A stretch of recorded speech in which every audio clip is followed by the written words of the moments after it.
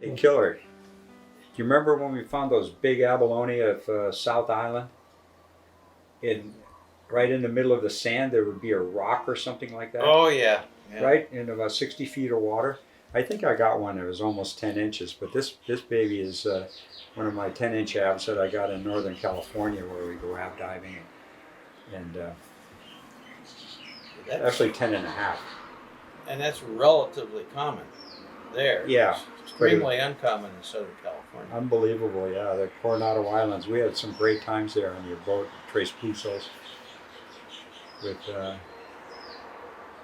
that boat and then the other one, spearfishing.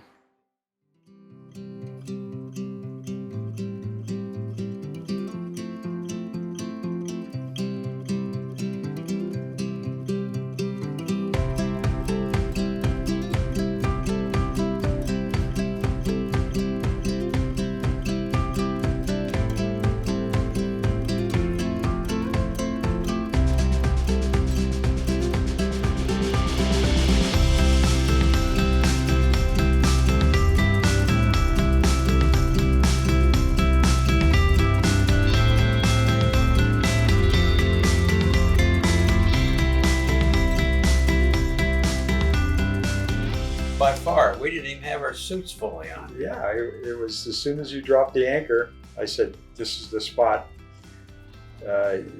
because the anchor's down, and I threw my suit on and jumped in. And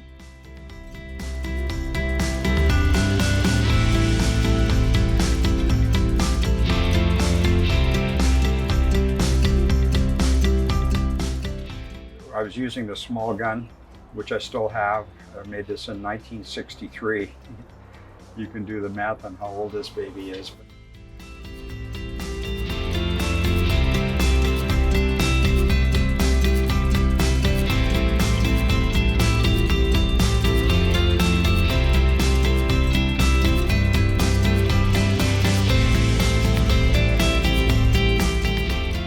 And I'm still using one of my original spear guns to this day. So it's so this was in the mid 60s. What's that make? 40, close to 50 years old. Yeah, close to 50 years old. And it still functions just fine. You know, time really flies, doesn't it? Yeah. When you're having fun.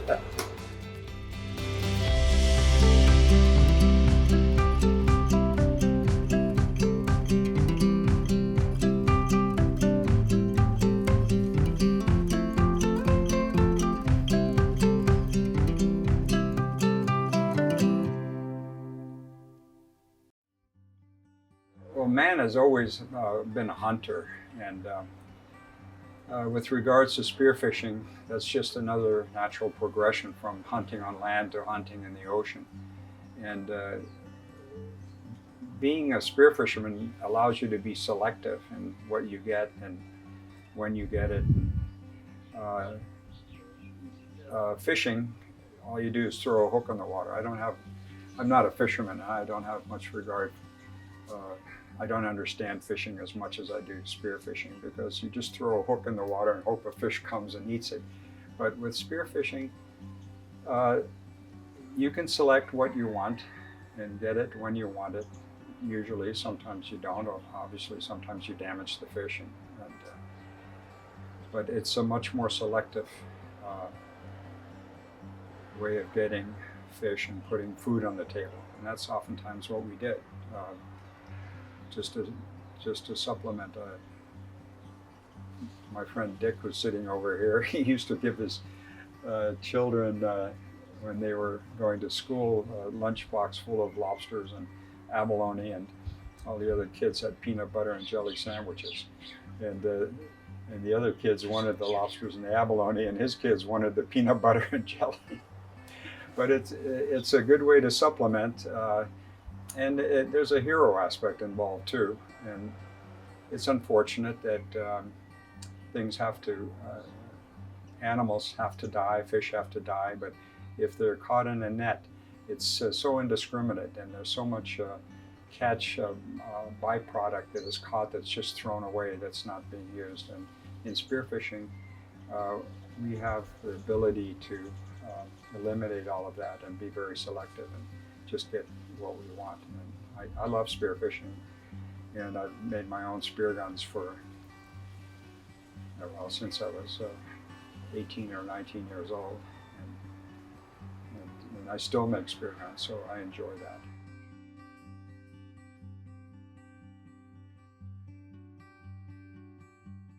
Well, freediving and spearfishing go hand in hand, and for me, it's a way of life.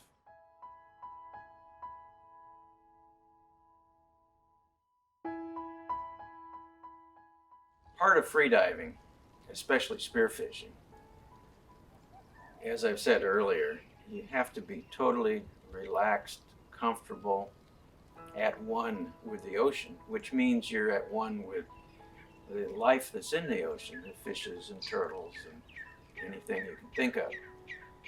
So the way you want to be perceived by these other living things is just not an alien in their environment, but just a normal part of it. So when you dive down, no bubbles. Fish don't make bubbles, at least most fish do not. And you dive down slowly, comfortably, no fast movements. And if you've done it right, the fish do not run off, do not swim off quickly. Or they may back off a little bit, but then they'll come back because they don't perceive you as a threat. I was at the edge of thick kelp, and I started to dive. Directly beneath me, moving very slowly, was this huge shape. At first, I could not imagine what it was. But then I realized it was a big white sea bass swimming directly beneath me. My fins were still out of water as I was starting down, and I shot the fish. Fish, of course, never knew I was there. This time the fish was not severely injured, and it took off. And I knew that if I did not fight it very, very hard, that it was going to go to the bottom, get tangled in the kelp, and I was not sure I could dive to 80 feet and cut it free. So I fought it to a standoff, got tangled in the kelp about 35 feet down. Anyway, I eventually landed the fish. It weighed 59 pounds, the biggest one I ever got. And I didn't even have to do any serious hunting.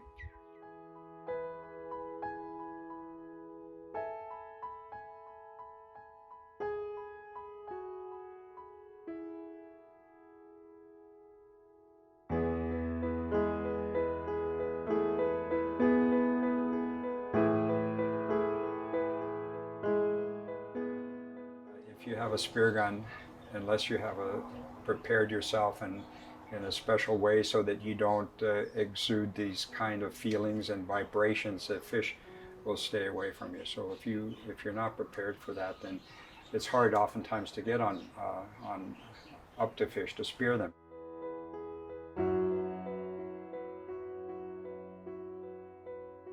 Going out in the ocean to me is just natural. It's normal, and it's almost essential to stay properly alive for me. It's a form of relaxation. In order to free dive, you've got to be totally relaxed, totally at ease.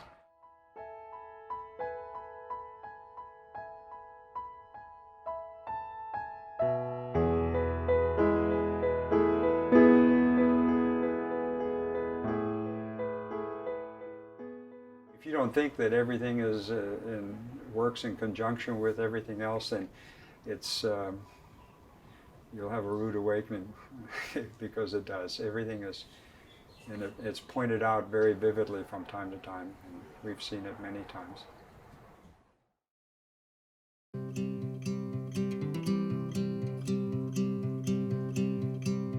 But I used to strap this.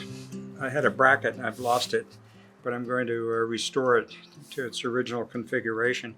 with a bracket, and then the camera was mounted on the back of this spear gun like this. And it was amazingly buoyant, and even though it's very heavy out of water, it was actually fairly buoyant and usable underwater without taking you directly to the bottom.